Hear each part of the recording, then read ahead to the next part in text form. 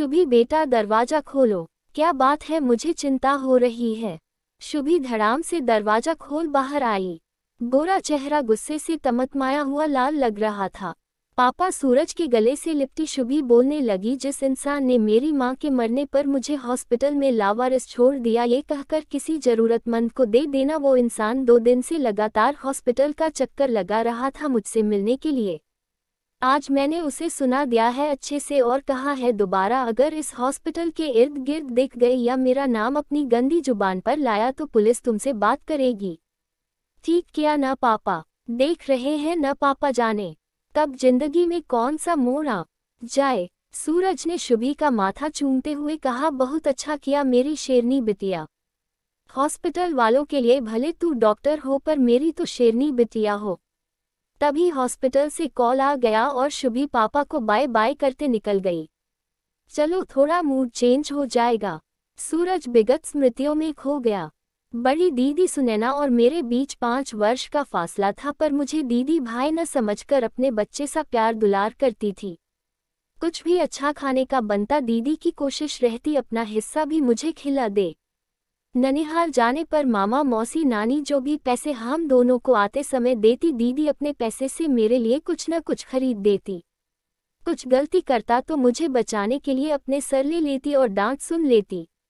मेरा होमवर्क करवाती, फिर खुद की पढ़ाई करती। दादाजी की जिद पर दीदी की शादी करवाती, फिर खुद की पढ़ाई करती। दादाजी की जिद पर दीदी की शादी कम उम्र में ही हो गई। उनकी अंतिम इच्छा थी दीदी की शादी देखना। दीदी की शादी हुई तो मैं बहुत अकेला और दुखी हो गया था। हमेशा आंखें भरी रहती। संयोग से कुछ दिनों बाद मेरा एडमिशन इंजीनियरिंग कॉलेज में हो गया। उस समय मोबाइल फ़ोन की सुविधा नहीं थी। लैंडलाइन या फिर बूथ से बात हो पाती थी। दीदी की आवाज़ सुनने के लिए मैं बेचैन रहता। मौका मिलते ही दीदी मुझे फ़ोन करती। दीदी एक प्यारे से बेटे की माँ बन गई थी। मैं खुशी से झूम उठा। दीदी बोली, जब तुम्हारी छुट्टी होगी तभी मुन्ने को लेकर आऊंगी। मेरी पढ़ाई खत्म होने में ज़्यादा दिन नहीं बचे थे और मेरा कैंपस सिलेक्शन हो गया था विप्रो कंपनी में। छुट्टियों में दीदी मुन्ने को लेकर आई। मैंने खूब मस्ती की। समय कैसे बीत गया पता ही नहीं चला। मैं पढ़ाई खत्म कर नौकरी करने लगा। दीदी दोबारा माँ बनने वाली थी। इस बार बहुत सारे कॉम्प्लिकेशन डॉक्टर ने बताया था। बेड रेस्ट और पौष्टिक आहार लेने और टाइम से चेकअप के लिए बोला था। मम्मी पापा दीदी और मुन्ने को अपने पास लाने के लिए उसकी सास ससुर और जीजाजी से बहुत मिन्नतें की, पर उन्होंने साफ इनकार कर दिया।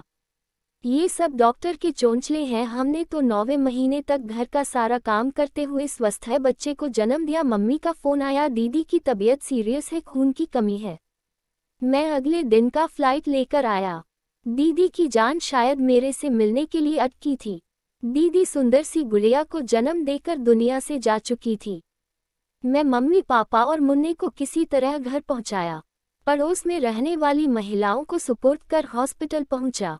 दीदी की बॉडी को औपचारिकता के बाद जीजाजी अपने घर ले गए अंतिम संस्कार के लिए। नस आपस में बातें कर रही थी। घर वालों की लापरवाही से इसकी जान गई है। देख और गुस्सा पर काबू पाने की कोशिश कर रहा था, क्योंकि मम्मी पापा मुन्ना और एक नन्ही सी जान के सामने मेरा डेक कम था। जीजाजी ने हॉस्पिटल के स्टाफ से साफ साफ कह दिया, इस मनहूस को मैं अपने साथ नहीं ले जा रहा हूँ। किसी जरूरतमंद को दे दो या अनाथालय में डाल दो। पुलिस भी आ गई, पर जीजा अपनी बात पर अड़े थे। तभी मैंने उसे कानूनन गोद लेने का फैसला कर लिया। कानूनी प्रक्रिया खत्म होने के बाद मैंने उस बच्ची का नाम रखा शुभी। मुन्ने को जीजा जबरदस्ती ले गए। मैं मम्मी पापा और शुभी को लेकर पुणे आ गया। नवजात बच्ची को हम तीनों ने संभाला। मम्मी पापा भी शुभी में इतना व्यस्त रहते कि दीदी को याद कर कभी कभी ही दुखी होते। मैं भी ऑफिस से घर जल्दी आने के लिए बेचैन रहता। शुभी 3 साल की हो चुकी थी। मुझे पापा कहती। प्ले स्कूल में उसका नाम शुभरा सूरज सिन्हा लिखवाया। मेरे लिए भी रिश्ते आ रहे थे। पापा मम्मी भी मेरी शादी कर निश्चिंत होना चाहते थे। बहुत रिश्ते देखने के बाद मुझे रचना पसंद आई। मैंने शुभी के विषय में सब कुछ सच सच बताया और कहा, अगर बेटी के रूप में स्वीकार्य हो तो आगे बढ़ो। रचना मेरी पत्नी बनकर आ गई। उसने शुभी के साथ हमेशा माँ बनकर खड़ी रही। 2 साल बाद रचना ने एक बेटे को जन्म दिया। वक्त गुजरता गया। शुभी मेडिकल की पढ़ाई करने लखनऊ चली गई। मम्मी पापा भी 1 साल के अंतर पर ही दुनिया से चले गए। दीदी के ससुराल से हमने साफ रिश्ता तोड़ दिया है। हाँ, मुन्ना की याद आती है। उड़ते उड़ते खबर मिली है मुन्ना कनाडा चला गया है। जीजा ने दूसरी शादी कर ली थी। दूसरी पत्नी और बच्चे रिटायरमेंट के बाद सारी संपत्ति अपने नाम करवा लिया है। पेंशन भी वही रखते हैं। जीजा का एटीएम भी उनसे ले लिया है। एक निरीह निर्दोष मासूम बच्ची और उसकी मां की आह जीजा को दर दर की ठोकरें खाने को मजबूर कर दिया है। मेरा बेटा वेलहम बॉयज स्कूल देहरादून में पढ़ रहा है। शुभी पढ़ाई खत्म कर इसी शहर में हॉस्पिटल ज्वाइन कर लिया है। 1 साल हो गए, रिश्ते आ रहे हैं। अभी 2 साल तक शादी नहीं करना चाहती। यहाँ सबको पता है शुभी मेरी और रचना की बेटी है, समीर उसका भाई है।